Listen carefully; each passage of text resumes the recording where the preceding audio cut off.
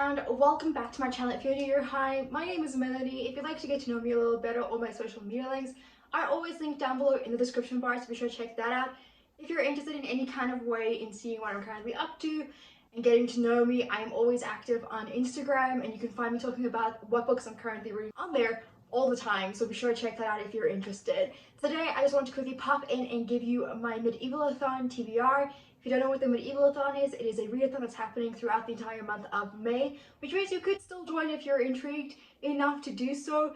And I'll leave both the host and the announcement video as well as a Twitter page down below in the description bar if you check out if you are interested in participating.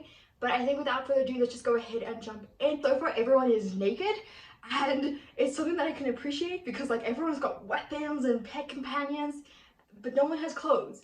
Although you do have the option for clothing. So I think the best thing right now is to start with the clothing options because there were many, and I felt like I really wanted to fit into the mold of what I think my empress would be like. That's right, I am achieving the empress level because why not? It's 7 books, I can definitely do that in a month, so why not go for gold? You know, so I think without further ado, let's just go ahead and jump into my TBR. My first item of clothing is this really nice casual looking dress that I think would be perfect for any day off, whether it be for a peasant or even for an empress. And the prompt for this is to read a book that has yellowed over time. Obviously books age and the pages tend to go yellowy, and for this I have chosen Air Fire, which has aged quite a lot because I've had it for like forever, you know, to be honest. And beyond that, I have once put it in the sun by mistake on my bookshelf, leaving it there for a while. This is by far one of my yellowest books. I do have more ones, but at this point in time, I really wanted to read Air of Fire,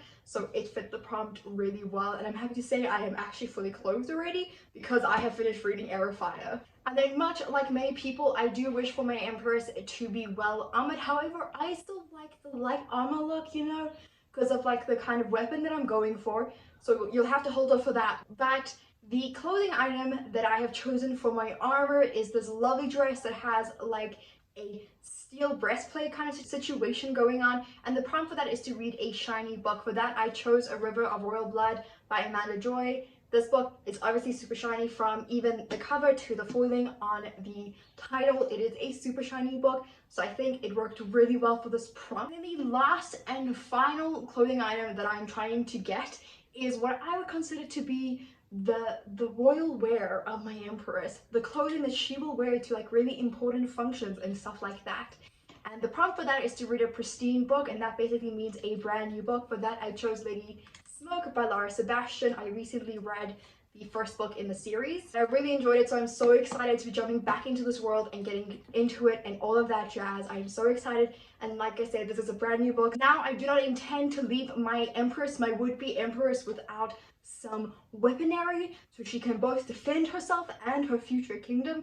And for the first one I am choosing a bow and an arrow, which is to read a romance. For this I chose Leopard's Run by Christine Phelan. This is obviously a romance book surrounding shifters, specifically leopard shifters, and I mean it doesn't get any better than that. I'm sure there are tons of other romance books I could have chosen for this, but I am going for this one, obviously because it's already on my TBR. No wish to leave her undefended and without an opportunity to defend herself, and for that I have chosen The Shield.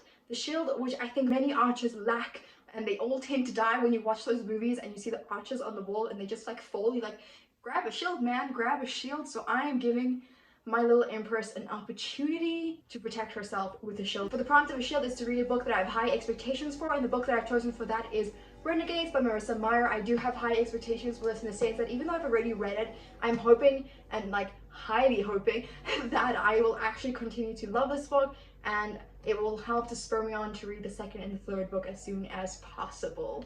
As I mentioned earlier, there are paid companions in this readathon, and there were a ton to choose from, but I will say that the prompts were slightly more difficult to do, and I think I'm going to start off with the first pet companion that I actually already have. It is not necessarily, I think, a pet companion that many people would want, but you know what, I'm thinking of this companion as like the big kind, the big versions of itself, and I think without any hesitations, let's go ahead and talk about. So the pet companion that I currently have is a goat, and the prompt for that is to read the book that is on your highest shelf. This book comes from one of the shelves that I literally have to climb onto my couch to get to, so I think it really suits it because I have to climb mountains for it. And the book that suits the prompt is Dark Lover by J.R. Ward. As I said, I've just finished this, so I do have a good companion with my casual wear, which basically means I look like an epic peasant at this point in time, looking after my goat and stuff. But I am still nonetheless really happy that I have a goat companion. And like I said, I'm hoping that it's from like the Norse mythology where you have like those huge rams and stuff. That's kind of what I'm going for here. The last book on my medieval TBR and the last prompt slash thing that I'm getting is another pet companion, and that is the dog. And the prompt for that is to read a buddy read. For this, I could have chosen quite a few books because, you know, I'm buddy reading a lot of things these days. But the book I chose for that is House of Earth and Blood by Sarah J. Maas, the first book in the Crescent City series. And this is part of my book club, topping the TBR's book pick of the month for May. And I figured, you know what, a book pick of the month is in fact a buddy read with several people. So even though it's not like an active buddy read, I did count it for that because why not? So I'm really happy to finally be able to get to it this month. I've been itching to read it since it's been released, and I've just been hearing really great things, and my heart is just like not ready, but I'm also ready to read it, so it's been a thing. My person, my character, will be able to rule quite fairly and well because she has all of the equipment that she needs, from fancy dresses to weird pet companions and really what I would consider epic weapons. So this is my TBR for the medieval-a-thon. I hope that you get to participate. If you are, please let me know down below in the comment section and tell me what you plan on reading and what prompts you're planning on achieving. And if you are one of those people who are still running around naked, let me know. But other than that, I'm really excited to get to these. Thank you so very much for watching this video. I hope that you enjoyed it. If you did, please give it a thumbs up and subscribe if you haven't done so already. And other than that, I hope to see you in the next video.